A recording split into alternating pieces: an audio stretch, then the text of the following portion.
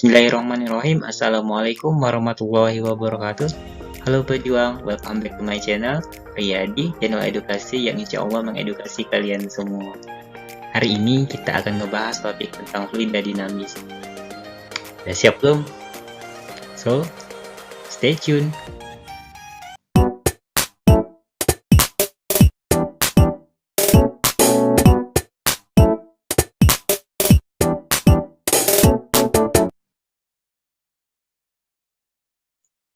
Oke, bismillah. Kita mulai dari soal nomor 1. Santi mengisi air di ember bervolume 5 liter dengan air dari keran. Luas penampang keran 1 cm persegi dan kecepatan aliran air yang melalui keran adalah 2,5 meter per sekon. Waktu yang diperlukan Santi untuk mengisi ember sampai penuh adalah... Oke, untuk menjawab soal ini, seperti biasa kita tuliskan dulu besaran apa saja yang diketahui. Nah, di soal ada volume, kita simbolkan dengan V, yaitu besarnya 5 liter. 5 liter ini kita ubah satuannya menjadi meter kubik. Jadi 5 kali 10 pangkat negatif 3 meter kubik. Oke, besaran yang diketahui yang kedua adalah luas penampang. Kita simbolkan dengan A. Besarnya 1 cm persegi. Kita ubah ke meter persegi. Jadi 1 kali 10 pangkat negatif 4 meter persegi. Lalu kecepatan. Kita simbolkan dengan V. Di sini V-nya agak kita bedakan dengan volume. Besarnya 2,5 meter per sekon. Yang ditanya adalah waktu. Kita simbolkan dengan T. Nah, untuk menyelesaikan soal ini, kita harus memahami konsep tentang persamaan kontinuitas. Oke, terutama dalam hal debit. Nah, untuk mencari debit, ini masih ingat, bisa dilakukan dengan dua cara, yaitu perkalian antara luas penampang dengan kecepatan, atau perbandingan antara volume dibagi waktunya. Oke, jadi dari besaran yang diketahui kita bisa menghitung. Pertama kita bisa hitung debitnya dulu. Dengan persamaan Q sama dengan A dikali V. Kita masukkan A-nya 1,10 negatif 4 meter persegi dikali kecepatannya 2,5 meter per sekon. Nah, tinggal kita masukkan. Hasilnya 2,5 kali 10 pangkat negatif 4 meter kubik per sekon. Dapat debitnya. Setelah dapat debitnya, kita bisa nyari waktunya dengan mengotak-atik rumus yang kedua. Sehingga didapatkan T sama dengan V per Q atau volume per debit. Nah, tinggal kita masukkan volumenya 5 kali 10 pangkat negatif 3, sedangkan debitnya tadi yang kita cari 2,5 kali 10 pangkat negatif 4. Kita hitung 5 bagi 2,5 hasilnya 2 kali 10 pangkat ya dikali 10 pangkat 1 ya. Jadi hasilnya adalah 20 sekon. Jadi apa? Jawabannya adalah D, 20 sekon. Soal nomor 2. Hari ini mempunyai 4 buah selang A, B, C, D dengan ukuran diameter berturut-turut 3 cm, 2 cm, 1 cm, dan 4 cm. Keempat selang tersebut akan disusun menjadi satu. Agar air yang keluar dari selang terakhir menghasilkan laju aliran terbesar, susunan selang yang benar adalah... Oke, untuk menjawab ini ya, kita tuliskan yang diketahui. Diameter A kita simbolkan dengan DA, yaitu 3 cm.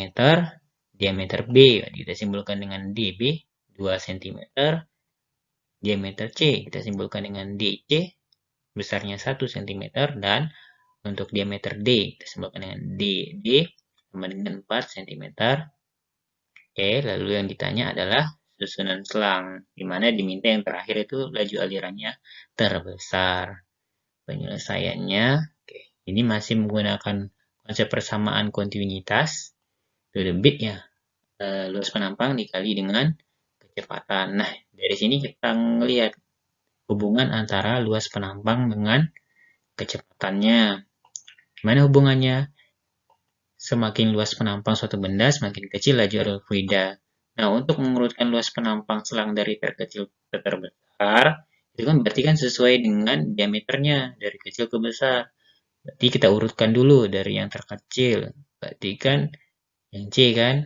Habis itu B, yang A, kemudian yang D untuk ukuran luas penampangnya. Ingat ukuran luas penampangnya kan ditentukan oleh diameternya tuh. berpengaruh makin besar diameternya, maka luas penampangnya juga semakin besar ya. Jika tingginya sama dan seterusnya. Oke, lalu karena kita ngeliat tadi hubungan antara luas penampang dengan kecepatannya itu berbanding terbalik, sehingga urutan laju alir fluida dari terkecil ke terbesar jadi kebalikannya. DA, B, C. Nah, jadi selang yang terakhir harus disusun yang C. Jadi urutan yang benar adalah DA, BC, sehingga jawabannya adalah E. Oke, paham ya? Jadi intinya semakin kecil keran itu atau semakin kecil penampangnya, maka semakin laju. Ini bisa kalian coba ketika kalian menyiram bunga pakai selang ya. Habis itu di ujung selang kalian tekan, otomatis dia makin laju kan? Nah, ini yang menggunakan konsep persamaan kontinuitas. Paham ya? Ya, selanjutnya soal nomor 3. Perhatikan besaran berikut. Oke, yang ditanya, hukum Bernoulli dipengaruhi oleh besaran-besaran yang terdapat pada angka. Nah, untuk menjawabnya ini menggunakan hukum Bernoulli. Ya, masih ingat rumus Bernoulli? P ditambah rho GH ditambah setengah rho P kuadrat itu sama dengan konstan. Nah, di mana P adalah tekanan, rho massa jenis fluida, G-nya percepatan gravitasi, hanya tinggi benda, dan P-nya laju fluida. Sekarang kita cocokkan dengan besaran yang ada di soal. Oke, kedudukan pipa. Kedudukan pipa itu sama dengan tingginya. Kedudukan tinggi letak, nah, istilahnya sama. Jadi, besaran nomor 1 itu benar. Yang kedua, panjang pipa. Nah, di sini tidak ada panjang pipa. Jadi nomor 2-nya salah. Jadi sebenarnya tanpa kita menyelesaikan sampai nomor 4, itu dari opsi jawabannya juga udah jelas ya. Yang tidak ada 2 itu hanya C. Sehingga jawabannya pun udah pasti C nantinya. Sekarang kita cross check dulu. Yang ketiga, massa jenis fluida. Oke, di keterangannya ada massa jenis fluida. Berarti 3 masuk. Dan keempat, ada luas penampang. Nah, di sini kan tidak ada. Gimana? Oke, tadi berdasarkan persamaan kontinuitas, gimana hubungan antara luas penampang dengan kecepatan? Nah, di sini kecepatan di sini dipengaruhi oleh luas penampang, sehingga luas penampang juga mempengaruhi hukum Bernoulli. Jadi, ya jawabannya adalah apa kesimpulannya? Jadi besaran-besaran yang berpengaruh itu ada kedudukan pipa, massa jenis fluida, dan luas penampang dari bendanya. Sehingga jawabannya adalah apa? Iya, C. 1, 3, dan 4. Paham kan? Ke soal nomor 4. Perhatikan alat penyemprot nyamuk pada gambar di bawah ini. Ketika batang penghisap ditekan, udara dipaksa keluar dari tabung pompa dengan kecepatan P melalui lubang pada ujungnya. Jika P mewakili besar kecepatan alir cairan obat nyamuk dan P mewakili besar tekanannya, maka pernyataan yang benar dari prinsip kerja penyemprot nyamuk tersebut adalah, oke, untuk menjawab ini, itu menggunakan penerapan hukum Bernoulli. Oke, di mana besarnya tekanan itu berbanding terbalik dengan kecepatan.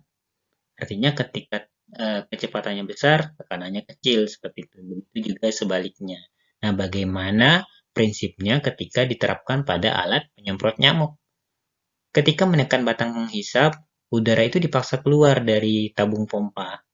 Semburan udara yang bergerak lebih cepat, yaitu yang di atas P2, itu mampu menurunkan tekanannya pada bagian atas juga. Sebaliknya, pada pipa 1, laju udaranya lebih rendah dan tekanannya lebih tinggi. Nah, karena tekanannya lebih tinggi, maka dia keluar. Seperti itu. Ditekan dari bawah kan naik ke atas. Seperti itu sih logikanya gitu. Jadi, jawabannya apa? Kesimpulannya. P1 lebih besar daripada P2, maka V1 lebih kecil daripada V2. Jadi, jawaban yang benar adalah B.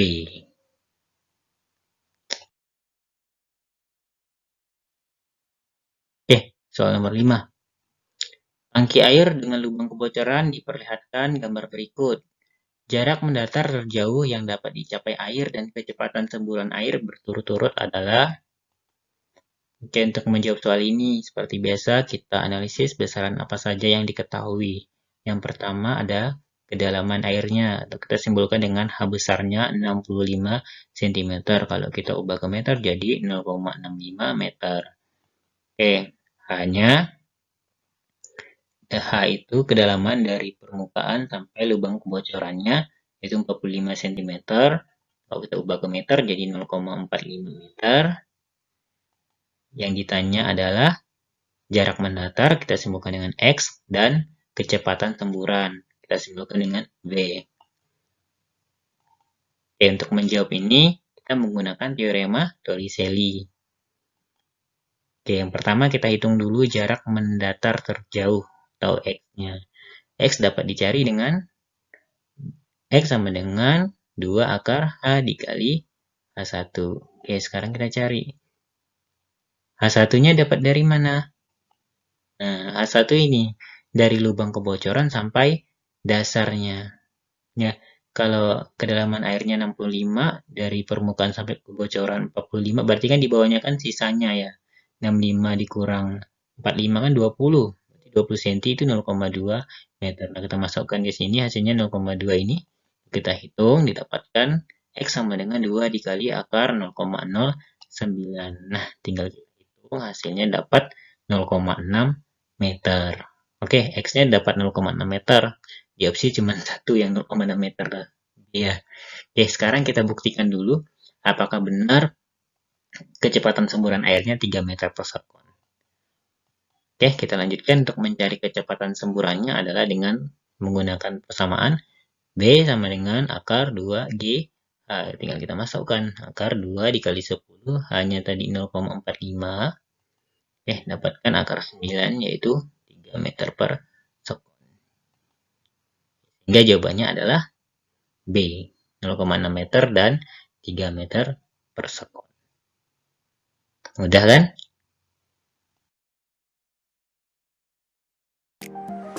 Sekian penjelasan dari saya. Semoga bermanfaat, semoga mudah dipahami. Mohon maaf atas segala kekurangan. Satu pesan saya, setiap hari kita harus tetap tumbuh dan aktif.